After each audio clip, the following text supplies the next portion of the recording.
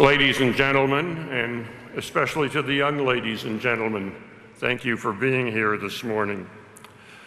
This version of the 91st Psalm that the choir and Chris and I are about to perform responsively is found in the United Church hymn book, Voices United. It is often used at memorial and remembrance services, for it offers us great reassurance at a time of loss.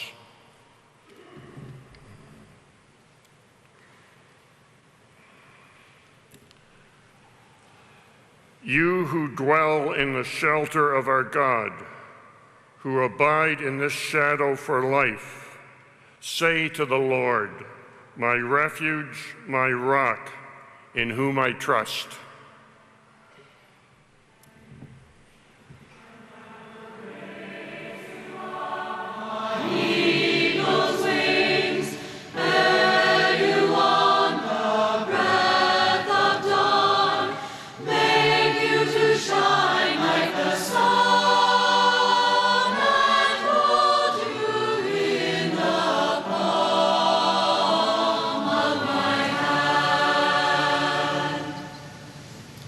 The snare of the fowler will never capture you, and famine will bring you no fear. Under God's wings, your refuge, God's faithfulness, your shield. And I will raise you up on eagle's wings, bear you on the breath of dawn, make you to shine like the sun, and hold you in the palm of my hand. You need not fear the terror of the night, nor the arrow that flies by day. Though thousands fall about you, near you it shall not come. And I will raise you up on eagle's wings, bear you on the breath of dawn, make you to shine like the sun, and hold you in the palm of my hand. For to God's angels is given a command to guard you in all of your ways. Upon their hands they will bear you up, lest you dash your foot against a stone. And I will raise you up on eagle's wings, bear you on the breath of dawn, make you to shine like the sun, and hold you in the palm of my hand. Thank you, choir. Amen.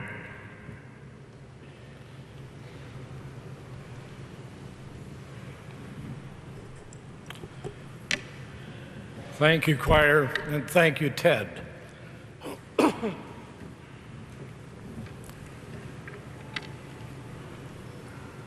Just after World War II, when this was RCAF Station Hamilton, not Hamilton International Airport, a squadron was formed here. It had served in Europe flying bombers, and it came to Hamilton and set up as a squadron flying Harvards and eventually flew Mustangs. Later on, it flew Expeditors and Otters. In fact, it was here till 1964 when it was then disbanded and reorganized at Trenton. They were our 424 City of Hamilton Tiger Squadron. Well, they've been gone for almost a half a century, and a few of us, including myself, had the privilege of serving in the squadron when it was here. I was in it for about 2 months before they left, but I was there. But they're here today. And even after half a century, they remain our City of Hamilton Squadron. And they are here today along with their commanding officer, Lieutenant Colonel Jean Bernier. Ladies and gentlemen, 424.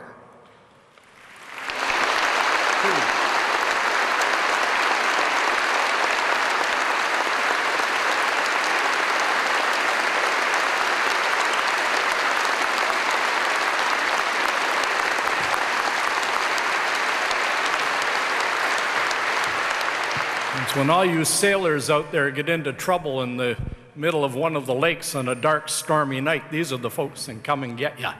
I'll tell you, they're marvelous.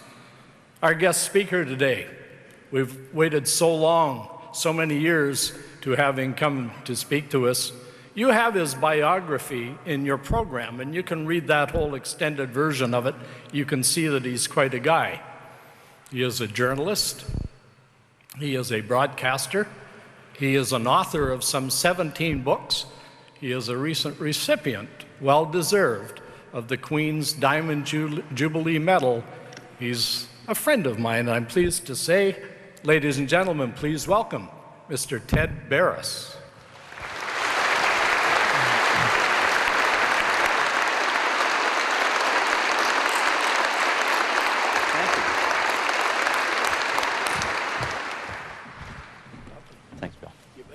Good morning. Thank you for inviting me. I am humbled and honored and awestruck. Can you all hear me okay? Good.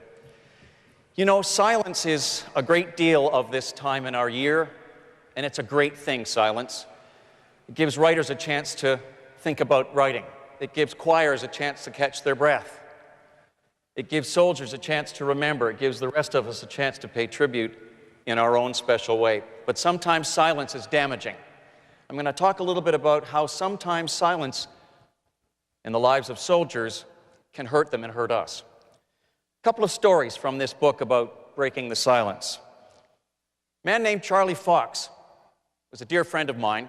Didn't talk very much about his experience in the war, and I'll explain how I found out about his stories in a few minutes, but just to give you a bit of a sketch of his life.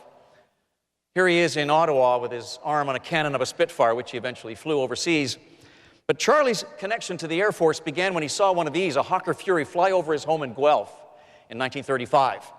And like a lot of young men, some in this audience perhaps, the vision of that Hawker Fury said to him, that's where I want to be. I want to be in a cockpit. I want to learn how to fly a military aircraft. And in 1939, when the war broke out, he got his opportunity. He joined, and he thought, this is my chance.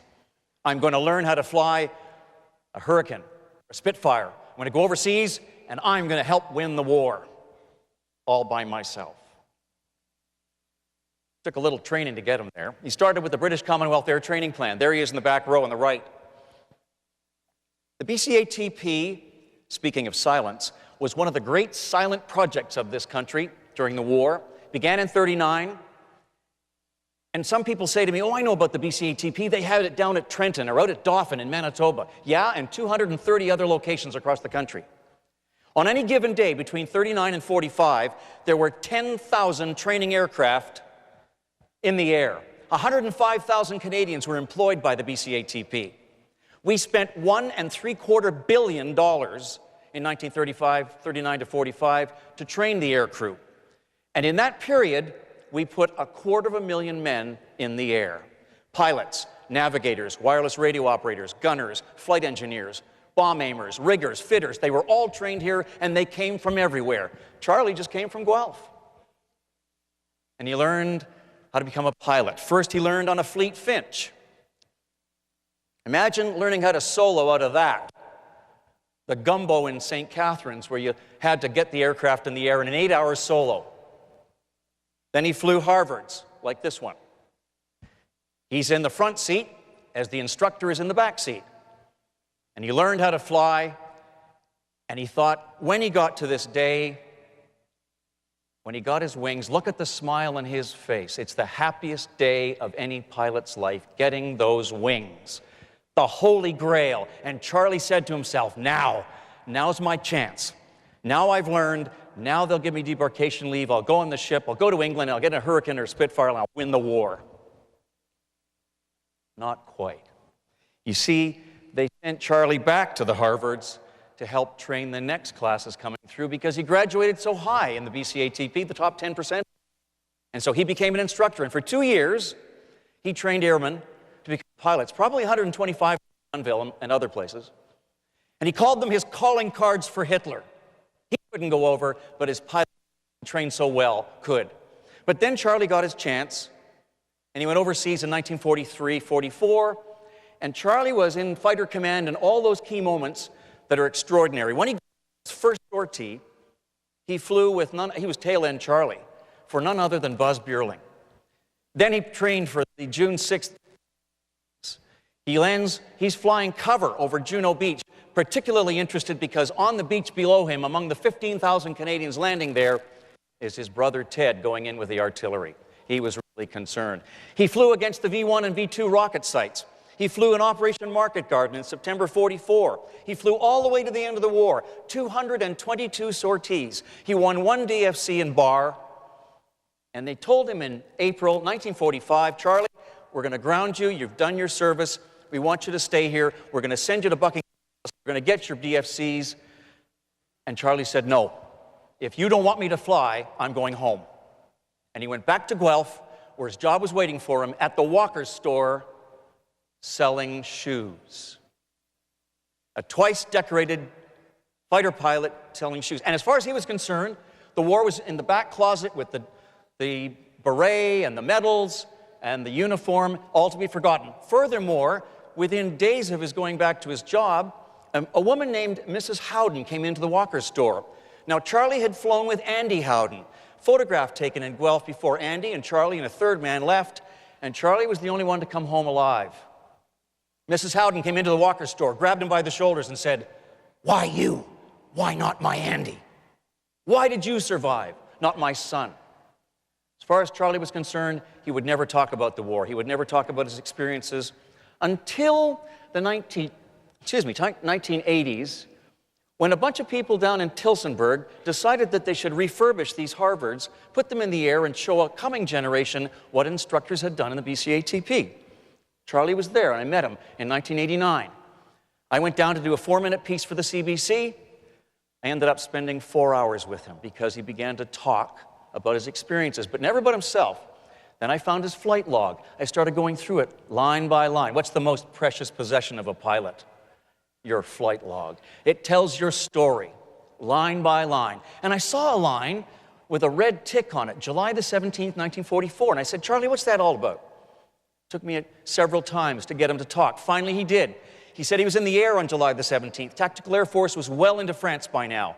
They had bases there. He's up stooging around, looking for trouble. Suddenly sees a staff car whizzing along a road in the countryside. He zooms down with his wingmate, Steve Randall, strafes it, doesn't hang around because if this guy's important, he doesn't want to wait for the answer. He gets back to his B-4 base, he lands, and the radios are buzzing. Why? Because 3 or 4 other pilots are claiming that moments ago, they strafed and ran a car off the road containing none other than the Desert Fox, Erwin Rommel himself. Charlie took a red pen, simply ticked the margin, and didn't say a word. Years go by.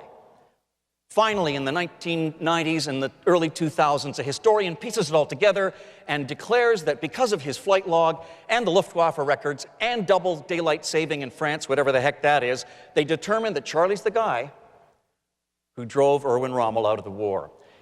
And Charlie never talked about it until he met groups such as this. I remember talking in Sarnia and Cornwall and even out in Saskatoon, and suddenly there was Charlie in the back row. "What are you doing here?" I'd say. He said, "Oh, just checking on you, seeing how you're doing." And I'd call him forward. I say, "Charlie, talk about being an instructor." And he talked about his pals. I said, "Talk about being a fighter pilot." And he talked about Andy Howden and the Poles who never got any recognition in the RAF.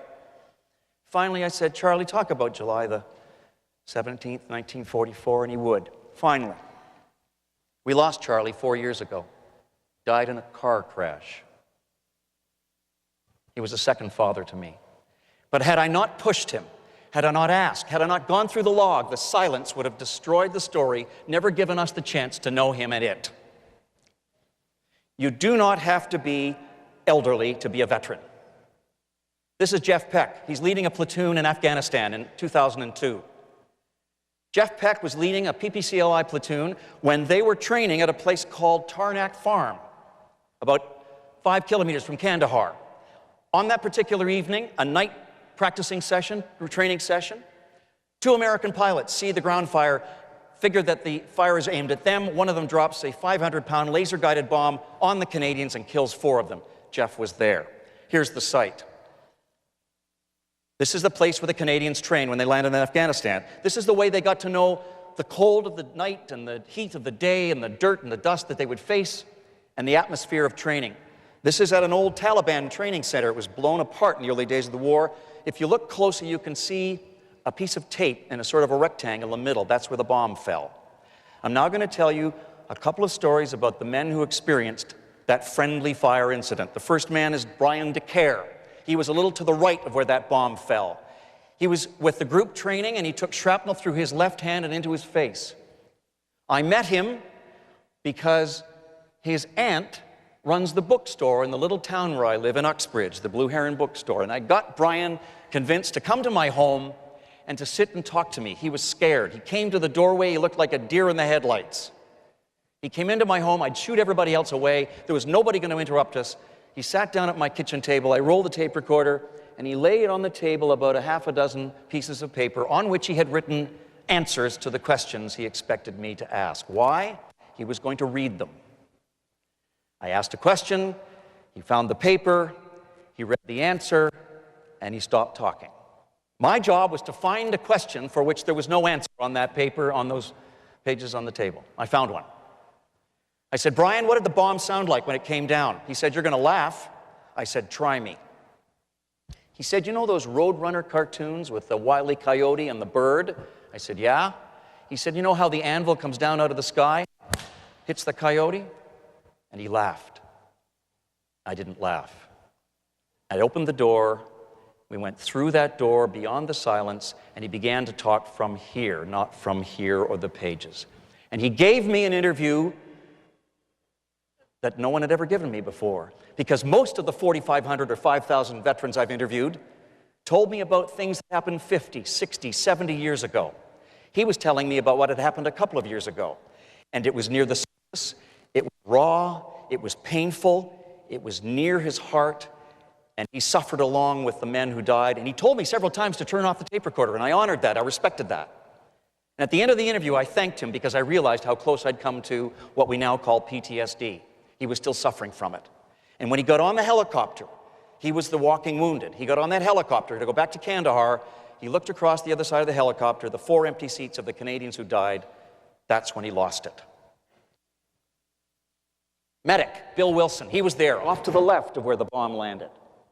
This guy is a driven medic. He's a medic's medic. He knew everything by the book, and he'd practiced it. He said, I live for deployment.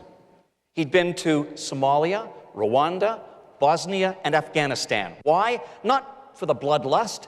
He wanted to prove to himself, his family, his army, his country, that he could serve under emergencies and do exactly what was required of it, and do it the best way possible. And he did it there.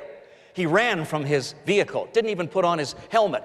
He ran to where the bomb had fallen, and he realized that his job was to do the triage and get these wounded out of here as fast as he could. I said to him, I said, Bill, how did you see? It was pitch black. He said, oh, we had those bands around our head with the little lights on the front that surgeons and dentists use. I said, wow, Army issue, I bet. He said, no, one of my buddies had his mother send them over from Home Hardware in Canada. The book says he's supposed to have men out of that situation, an emergency, in under an hour. He did it in 57 minutes. Bill Wilson, extraordinary man. My final story, Jeff Peck. The man who was leading that platoon, he's the son of the fire chief in the town where I live. He went to school with my daughters. Gentle, intelligent, articulate, quiet young man who experienced from the left-hand side where the bomb had fallen. His job, at the end of that particular operation, was to get into the area where the bomb had fallen and to secure the area. He made sure his platoon was intact. They had just finished the exercise. They ran to the area, set up a quadrant around the area. They didn't know whether it was a Taliban attack or what it was. And then through the night, they took glow sticks and they placed them near the dead, near the body parts and around the perimeter. And they waited until dawn when the investigators came to clear up the mess. And I asked Jeff, "What did that do to you?" He said, "It messed me up. Broke up with my wife. I left school, almost left the Army. I didn't know where to go. I was lost." He turned his life around. He's become a lawyer. He's working with JAG. He has 2 children.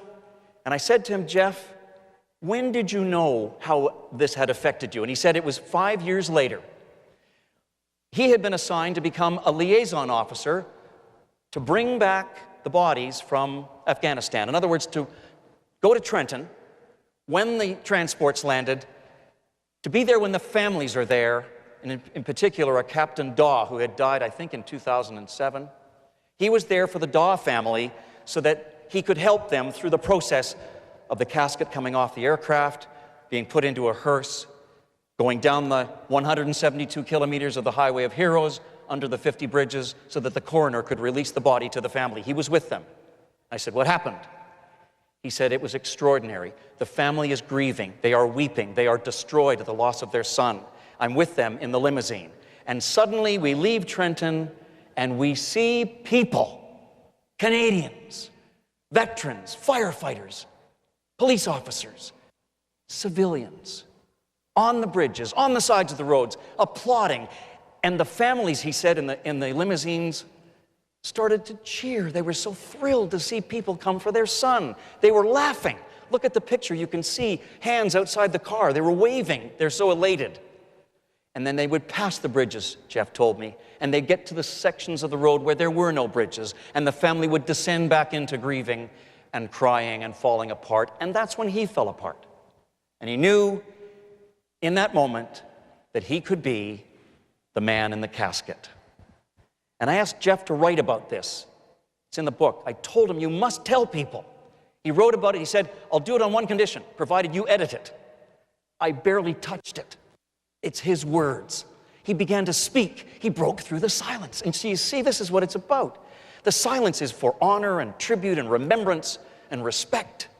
But it's damaging our connection with the people who need to have the silence broken, whether it's the veterans from the Second World War, the Korean War, or Afghanistan. So this little crusade I go about conducting is to get not only the veterans to talk, but us to talk to them. We have to break the silence in order to get through to them how much we care, how much we want to know about their experience, how much we want to know about Canadian history, how much we want to know about ourselves. Thank you.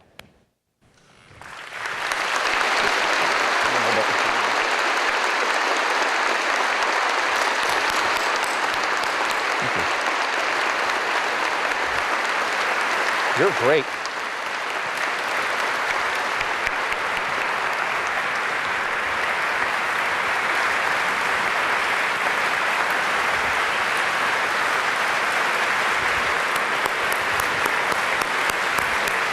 Thank you.